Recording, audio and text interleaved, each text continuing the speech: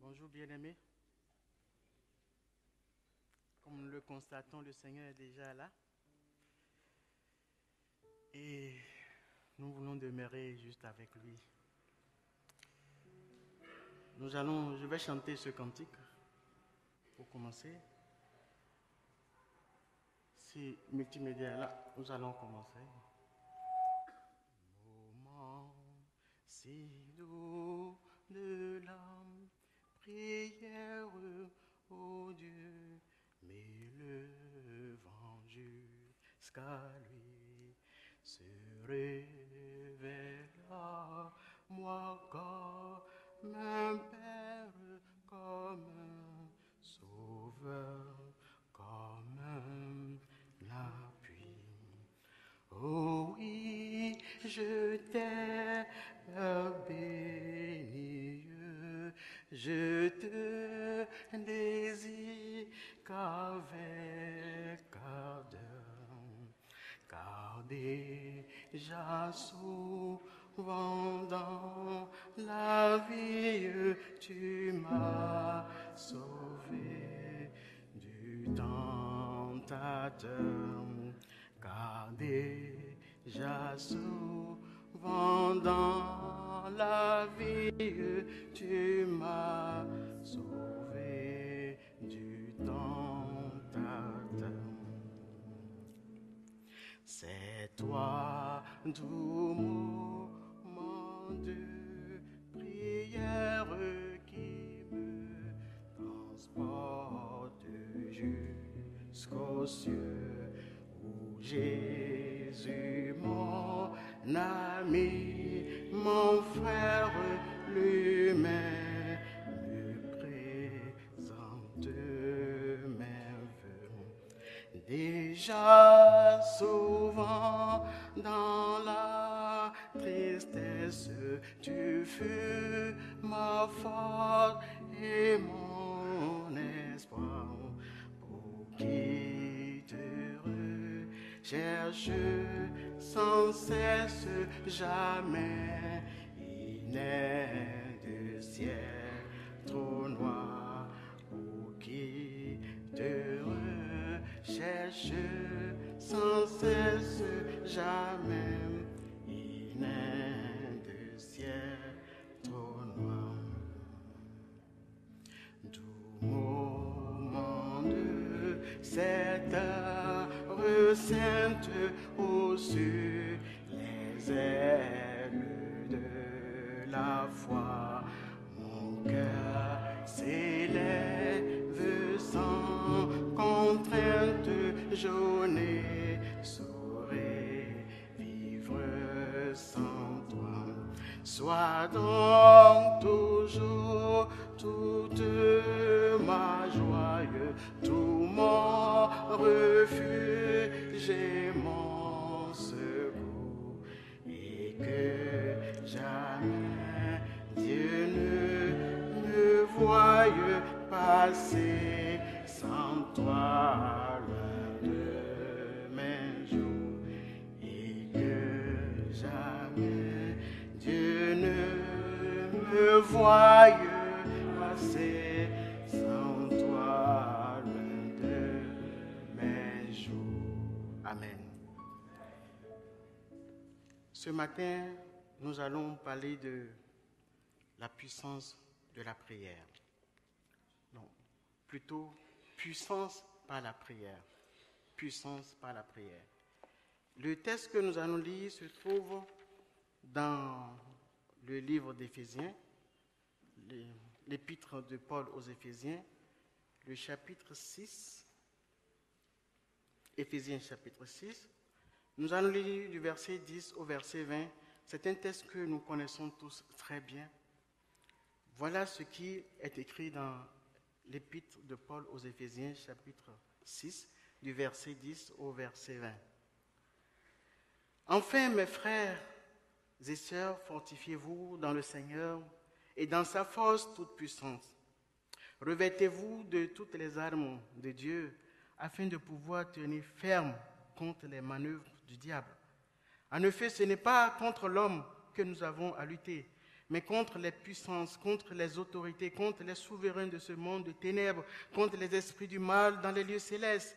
C'est pourquoi prenez toutes les armes de Dieu, afin de pouvoir résister dans le jour mauvais et tenir ferme après avoir tout surmonté. Tenez donc ferme, ayez autour de votre taille la vérité en guise de ceinture. Enfilez la cuirasse de la justice, mettez comme chaussure à vos pieds le zèle pour annoncer l'évangile de paix. Prenez en toutes circonstances le bouclier de la foi, avec lequel vous pourrez éteindre toutes les flèches enflammées du mal. Faites aussi bon accueil au casque du salut et à l'épée de l'esprit, c'est-à-dire la parole de Dieu. Faites en tout temps par l'esprit toutes sortes de prières et de supplications.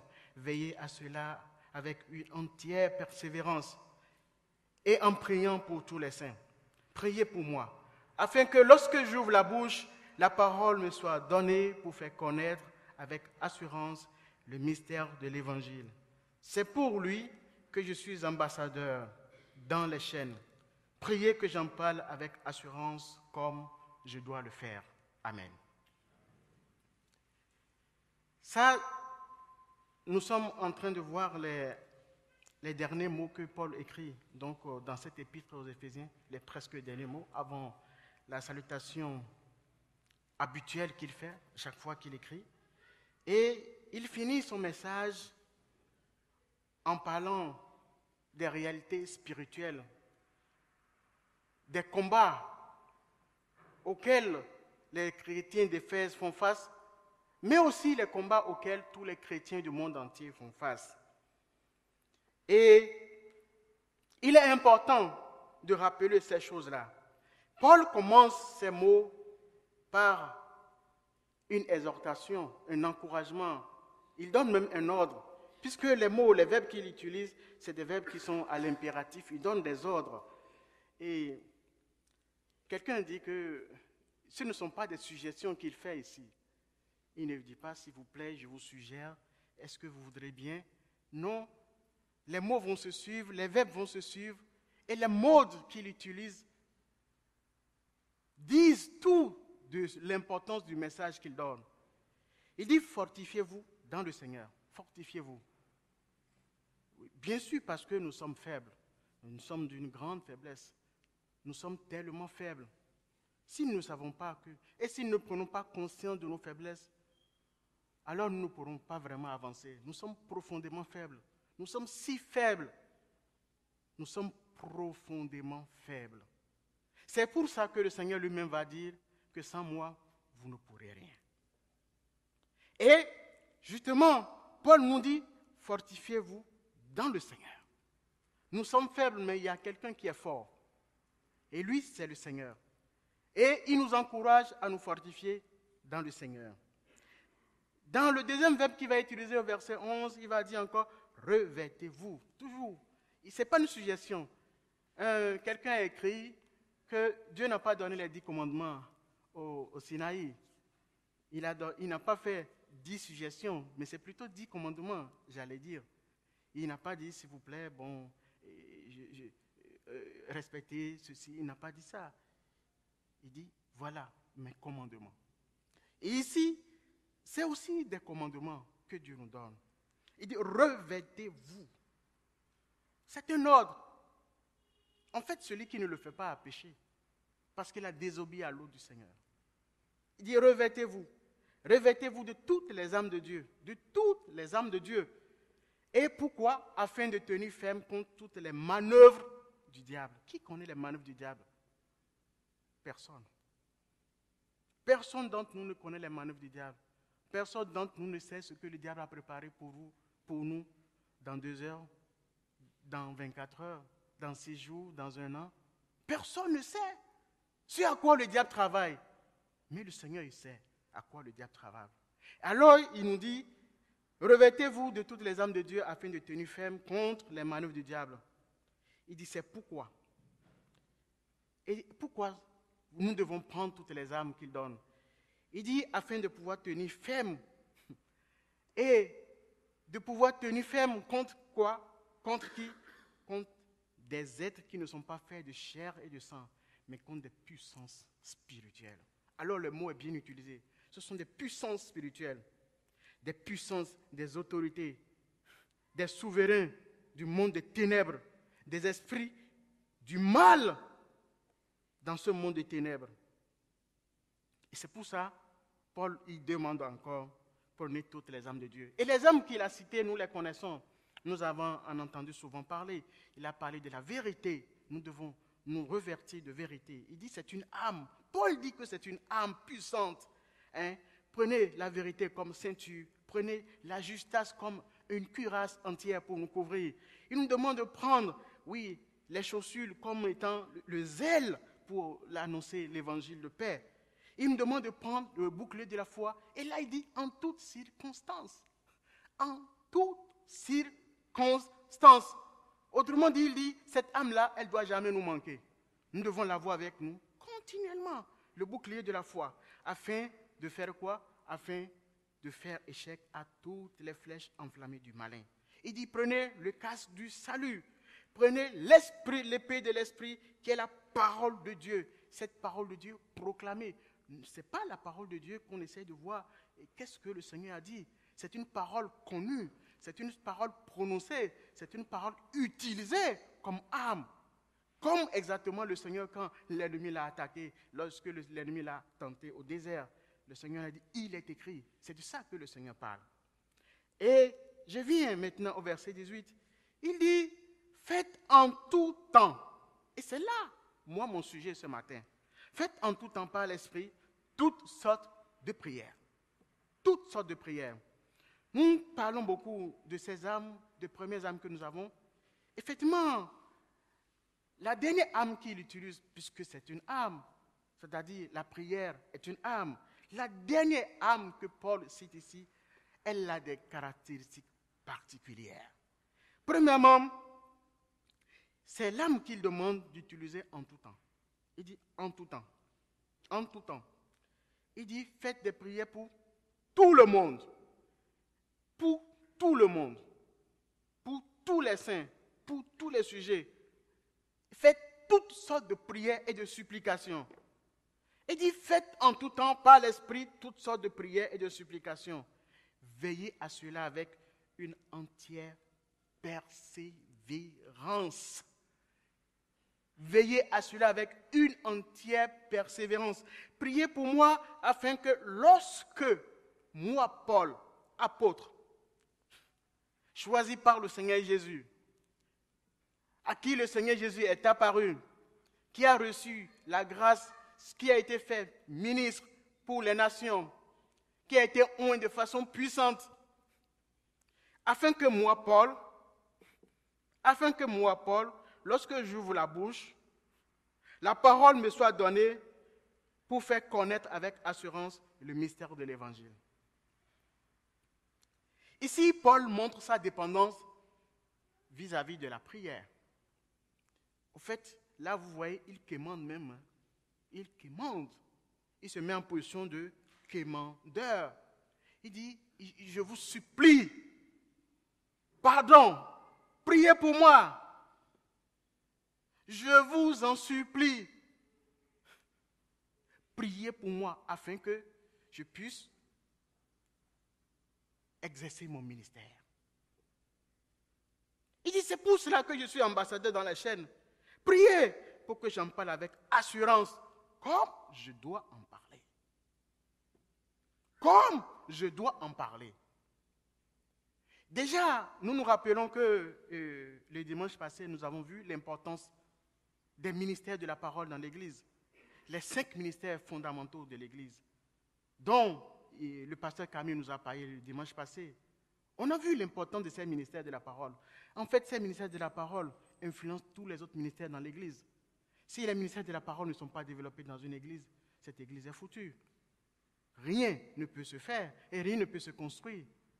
Comme dit Paul aux Corinthiens, il dit, si on n'entend pas bien l'annonce, ou bien si les sentinelles n'annoncent pas bien ce qu'il faut, qui se préparera au combat?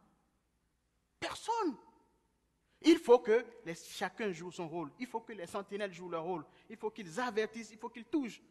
Il faut qu'ils disent attention pour que les gens se lèvent. Mais si ces gens-là s'endorment, c'est fini. Le ministère de la parole sont fondamentaux dans l'Église. C'est tellement important. D'ailleurs, vous savez à quel point c'est important. Mais il y a un ministère encore plus important que le ministère de la parole. C'est ce que le Seigneur est en train de nous dire. Et le ministère qui est plus important que le ministère de la parole, c'est la prière. C'est la prière. Allesby pouvait dire que la prière est la première action missionnaire. Il y a un autre qui disait, un autre missionnaire dit, je pensais que la première chose était de prier. Et la deuxième chose, d'annoncer la parole. Il dit, j'ai fini par comprendre que la première chose est de prier. La deuxième est de prier. La troisième est de prier. Et enfin, d'annoncer la parole. La présence et la priorité de la prière, elle est importante. L'importance de la prière est importante. Je me répète. Parce que la prière est inclassable, je veux dire. Il n'y a pas, je ne sais pas comment on peut la classer dans l'Église. Son importance, elle est vitale. Nous donnons l'exemple de notre Seigneur Jésus lui-même, le Fils de Dieu. Dieu fait homme. Lorsqu'il a commencé, il voulait commencer son ministère sur terre. Jésus, ayant l'âge de maturité, à 30 ans, il commence son ministère par la prière. La Bible dit que le Seigneur, l'Esprit du Seigneur, l'a conduit au désert. Il est resté là à prier. On a dit qu'il a prié, jeûné pendant 40 jours. Il priait. Et pourtant, il est Dieu. Comme dit un de mes frères, le Seigneur lui-même qui est Dieu qui priait. Alors, qu'est-ce qui nous reste, nous autres, à faire? Il a démontré l'importance de la prière. Et toute sa vie n'a été qu'une vie de prière. Jésus a passé tout son temps à prier. Il ne faisait rien de lui-même. Comme lui-même dit, il faisait tout en réponse à la prière, à la communion qu'il avait avec son Père. On lui dit que son ami Lazare est malade et Jésus ne fait rien, il ne bouge pas. Parce que dans la communion, son Père lui a dit, laisse. Et il a répondu. Il dit, allez-y. Il dit, cette maladie, c'est pour la gloire de Dieu. Il sait que Lazare est mort. Et puis, son heure a sonné. Son père lui a dit, oui, tu peux y aller maintenant. Et il est parti. Jésus a commencé sa vie, son ministère par la prière. Et il a fait tout ce qu'il a fait par la prière. Même à Gethsemane, il a prié. Il a prié jusqu'à ce que sa tueur tombe comme des grumeaux. Et même lorsque on l'a mis sur la croix, il priait. Il continuait encore de prier pour les gens. Dans une souffrance, dans une agonie, sans pareil, il trouvait encore le temps de prier. Il a prié même. Il a accompagné même le brigand qui était à côté de lui. Ça veut dire ce que ça veut dire. Jésus nous a montré l'importance de la prière. Lui qui est fils de Dieu, il ne s'est pas amusé avec la prière. Il n'a pas dit, bon, comment je suis fils de Dieu? Non, il a prié. Et il a fait cela pour nous donner un exemple, afin que nous puissions suivre son exemple. Et c'est pour ça que Paul nous dit ces choses-là. Quand vous allez voir dans le livre des Actes des Apôtres, au chapitre 6, lorsque les apôtres vont trouver une solution à la querelle par rapport aux plaintes et en ce qui concerne les œuvres des hellénistes, vous allez voir ce qu'ils vont dire dans ce. Il dit, je vais lire quand même ce texte d'Actes. Parce que vous allez voir la place qu'il donne à la prière. Je lis Actes 6, le verset 4. Ils disent, quant à nous, nous continuerons à nous consacrer à la prière. Puis, ils ont ajouté, et au ministère de la parole. Parce qu'ils ont compris que leur premier ministère, c'est la prière. Ce qui les gênait, c'est de ne pas avoir le temps de prier. C'était si important pour eux. Ils ne veulent pas être empêchés de prier. Aujourd'hui, quand nous voyons nos agendas et nos vies, nous savons, nous tous, la place que nous avons réservée à la prière.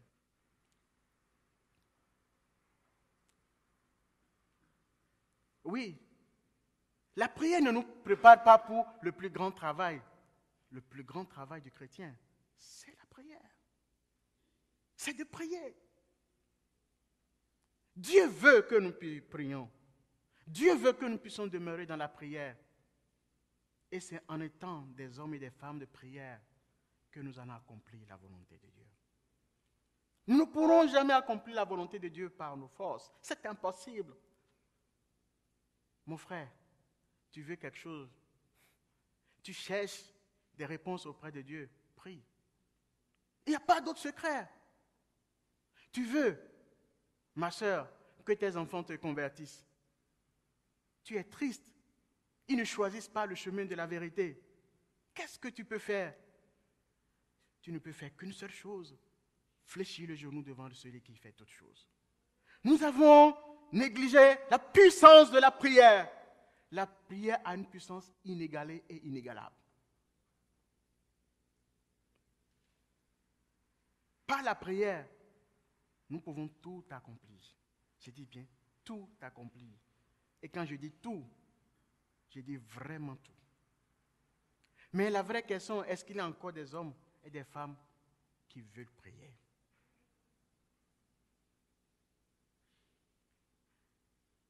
Tu veux te marier, ma soeur? Et tu ne veux pas prier. Mon frère, tu cherches la personne avec te marier, tu ne pries pas. Tu as des difficultés, tu ne pries pas.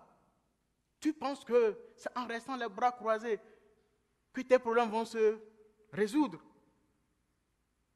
C'est impossible. Ce n'est pas la prière que Dieu répond.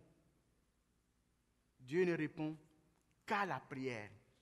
Dieu ne répond qu'à la prière. Dieu répond à toutes les prières. Dieu est sensible aux prières. Oui. Il faut que celui qui croit que Dieu existe et qu'il est le rémunérateur de ceux qui le cherchent. Dieu, il est triste de voir que nous ne savons même pas qui il est. Parce qu'il faut savoir qu'il est celui qui écoute pour lui demander. Si nous n'avons pas confiance en lui, si nous disons, oh, il nous a punis. Regardez un peu la situation de David. Lorsque il a appris que Uza était mort parce qu'il a touché à l'âge de l'alliance de l'Éternel et le Seigneur l'a frappé de mort, qu'est-ce que dit l'Écriture? David fut irrité. Il fut irrité. Il a refusé de prendre l'âge chez lui. Alors qu'initialement, il voulait faire venir l'âge. Quand il a vu Uza mourir, David s'est fâché contre le Seigneur. Et c'est Obed-Edom qui a pris l'âge et l'âge est resté chez lui. Quand David a appris que le Seigneur bénit la maison d'Obed-Edom, il a compris. En fait, le Seigneur n'est pas méchant. Il s'est dit, mais pourquoi le Seigneur a-t-il frappé Uza? Parce que Uza a touché à l'âge de l'alliance de l'Éternel. Il est interdit à quelqu'un qui n'est pas lévite de toucher. Et Uza a touché. Parfois, nous avons des choses qui arrivent dans nos vies qui nous font mal et nous disons c'est la faute du Seigneur. Ce n'est pas la faute du Seigneur. Nous devons assumer notre responsabilité. Il faut dire devant le Seigneur, je suis coupable, j'ai péché. Mais ça ne fait pas du Seigneur quelqu'un qui n'écoute pas la prière. Il est celui qui écoute la prière. Dans le psaume 67, dans le psaume 65, il va dire, oh toi qui écoutes la prière, tous les hommes viendront à toi. Au verset 2. Dans certaines versions, c'est le verset 3. Oh toi qui écoutes la prière. Oui, il est celui qui écoute la prière. Il est capable de répondre à nos prières.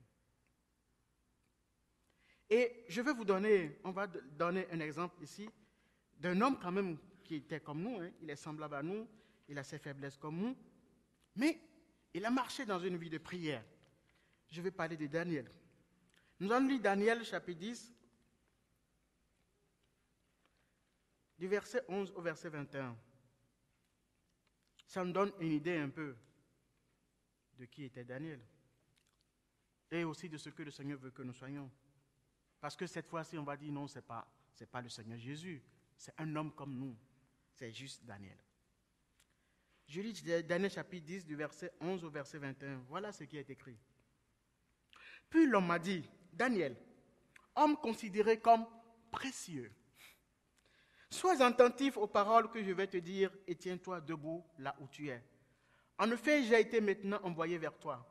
Lorsqu'il m'a dit cela, je me suis tenu debout tout tremblant. Il m'a dit, Daniel, n'aie pas peur, car dès le premier jour où tu as eu à cœur de comprendre et de t'humilier devant ton Dieu, tes paroles ont été entendues, et c'est à cause d'elles que je suis venu. Le chef du royaume de Perse m'a résisté 21 jours, mais Michel, l'un des principaux chefs, est venu à mon aide, et je suis resté là près des rois de Perse. Je viens maintenant pour te faire comprendre ce qui doit arriver à ton peuple dans l'avenir, car la vision concerne encore cette époque-là. Pendant qu'il m'adressait ces paroles, je regardais par terre et restais silencieux. Quelqu'un qui avait une apparence humaine avait touché mes lèvres. J'ai ouvert la bouche et je me suis mise à parler. J'ai dit à celui qui se tenait en face de moi, « Mon Seigneur, j'ai été bouleversé de douleur par cette apparition et j'ai perdu toute force. Comment pourrais-je, moi, ton serviteur, te parler à toi, mon Seigneur? Désormais, je n'ai plus de force et il ne me reste plus de souffle. » Alors celui qui avait apparence humaine m'a dit et m'a de nouveau touché et m'a fortifié. Il m'a dit, « N'aie pas peur, homme considéré comme précieux. Que la paix soit avec toi. Fortifie-toi, fortifie-toi. » Pendant qu'il me parlait, j'ai repris des forces. J'ai alors dit, « Que mon Seigneur parle, car tu m'as fortifié. » Il m'a dit, « Sais-tu pourquoi je suis venu vers toi? Maintenant, je retourne combattre le chef de la Perse, et quand je partirai, le chef de la Grèce viendra. Cependant, je veux t'annoncer ce qui est écrit dans le livre de vérité. Personne ne me soutient contre ceux-là, excepté Michel, votre chef. » Ici, on voit un passage de la vie de Daniel. Et après que le Seigneur a commencé par révéler des choses à Daniel, le Seigneur a montré des choses à Daniel en ce qui concerne la vision des temps futurs, ce qui va arriver à la fin. Et Daniel se posait beaucoup de questions. Vous voyez, Daniel est un juif qui s'est retrouvé à Babylone, captif. Déjà là, et Jérusalem a été détruite, ainsi de suite. Et vous voyez, la vision de Daniel a commencé déjà où le Seigneur lui a annoncé comment est-ce qu'il aura, les Perses et Mèdes viendront pour détruire Babylone. Il a vu ça. Le Seigneur lui a déjà vu montrer ça en rêve. Il lui a montré les 4 bêtes qui vont symboliser des royaumes qui viendront. Et on a vu quand même au chapitre 9, je n'ai pas lu ici, la prière de Daniel pour son peuple, pour Israël. Il était inquiet. Et le Seigneur lui a envoyé un messager pour répondre à Daniel.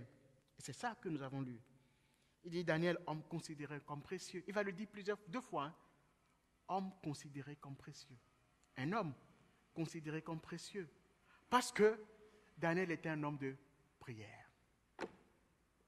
Dieu dit que Daniel est un homme. Il ouvre, Dieu fait ce témoignage sur Daniel pour dire que c'est un homme considéré comme précieux.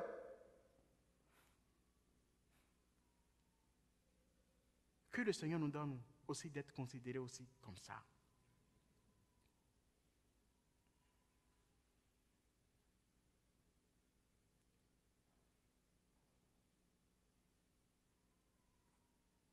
Lorsque Élie devait partir, Élisée a pleuré.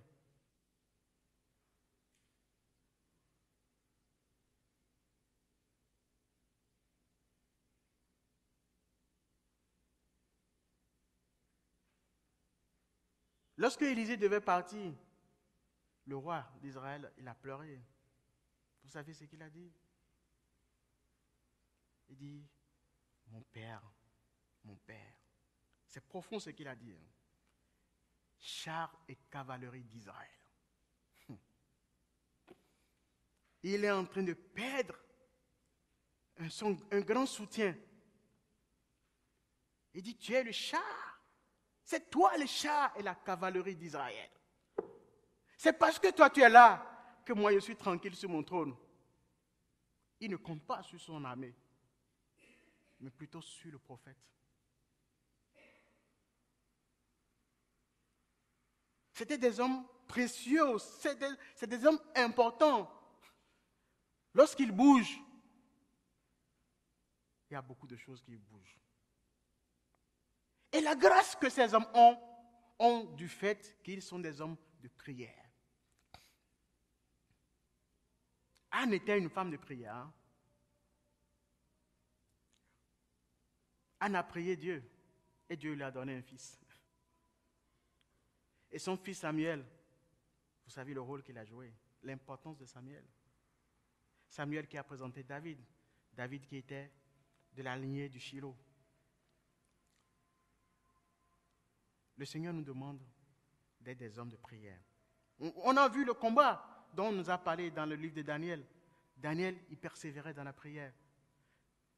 On nous a parlé de ces principautés dont nous avons parlé là. Voilà, on a vu ces gens-là. La lutte qui se passe dans le monde spirituel. Il en a parlé un peu à Daniel. Mais lorsque tu as persévéré, il dit, Michel, l'un des archanges, il est venu à mon secours. Et c'est pour ça que je suis venu pour te livrer le message du Seigneur. Et il a dit quelque chose que je n'ai jamais lu quelque part ailleurs. Il dit, je vais t'annoncer ce qui est écrit dans le livre de vérité. Vous connaissez le livre de vérité? Le Seigneur a beaucoup de choses à nous enseigner. Des choses cachées. Vous connaissez le livre de vérité? Le Seigneur connaît le livre de vérité. Et le message, c'est un message de livre de vérité. Et l'importance de ce message, le Seigneur le sait. Et le Seigneur sait aussi ce qui est arrivé, ou bien la bénédiction qui est arrivée par la prière de Daniel, pour son peuple.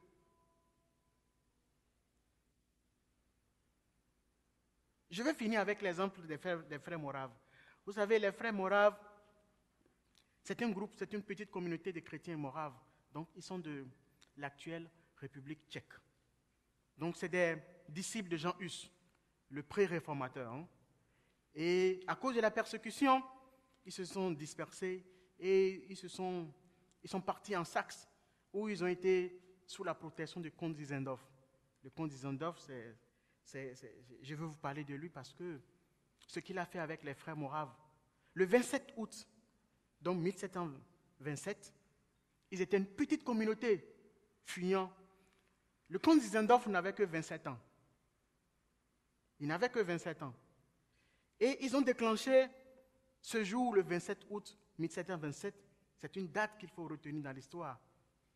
Parce qu'ils ont déclenché un réveil d'un siècle. Un siècle d'une chaîne de prière. Au début, ils étaient 24 hommes et 24 femmes de la communauté des frères moraves. Et ils ont commencé par prier. Et cette chaîne a été ininterrompue pendant 100 ans. Je ne peux pas vous dire l'influence que les frères moraves ont eue sur l'évangélisation mondiale. Cette petite communauté a donné des centaines de missionnaires qui sont partis aux Antilles, aux Amériques, en Afrique, aux Indes. Le père du méthodisme, John Wesley, a été touché par l'évangélisation des Moraves. Ça, ce n'est que pour citer que lui, il y en a tellement, on ne peut pas citer, on ne peut pas tout dire de ce que les frères moraves ont apporté à l'évangélisation du monde. Et tout ça parce qu'ils ont déclenché, ils ont allumé le feu de la prière. Bien-aimés, le Seigneur nous avait juste à prier. Pas beaucoup parler. Prier. Il nous demande de nous lever dans la prière. Et tout ce que nous voulons, selon sa volonté, nous l'aurons. Prions. Nous allons prier. Chacun va prier pour lui. Tout ce que le Seigneur veut, c'est que nous puissions prier. Prions simplement. Frères, prions. On n'a pas beaucoup de discours à faire, juste à prier. Prions jusqu'à pouvoir prier. Nous devons dire, Seigneur, je veux prier, Seigneur. Je veux être un instrument entre tes mains. Oui, Seigneur.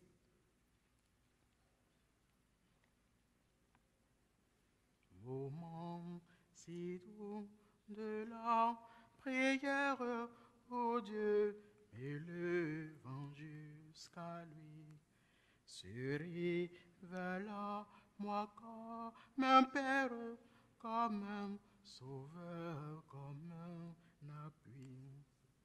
Oh oui, je t'aime, Herbé, je te désire avec ardeur, car déjà souvent dans la vie tu m'as sauvé du tentateur, car déjà souvent dans la vie tu m'as sauvé du tentateur. C'est toi, doux moment de prière qui me transporte jusqu'aux cieux, où Jésus, mon ami, mon frère, lui-même me présente mes vœux. Déjà souvent dans la tristesse, tu fus ma force et mon espoir. Pour qui te recherche sans cesse jamais, il n'est de ciel trop noir. Pour qui te recherche sans cesse jamais, il n'est de ciel trop noir. Doux moment cette heure sainte où sur les ailes de la foi, mon cœur s'élève sans contrainte, je ne saurais vivre sans toi. Sois donc toujours toute moi joyeux, tout mon refuge et mon secours.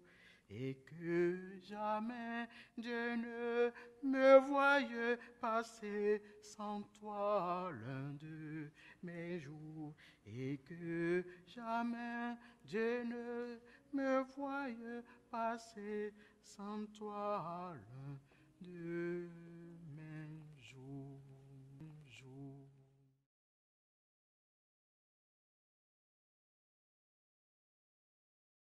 Calvin, let's go.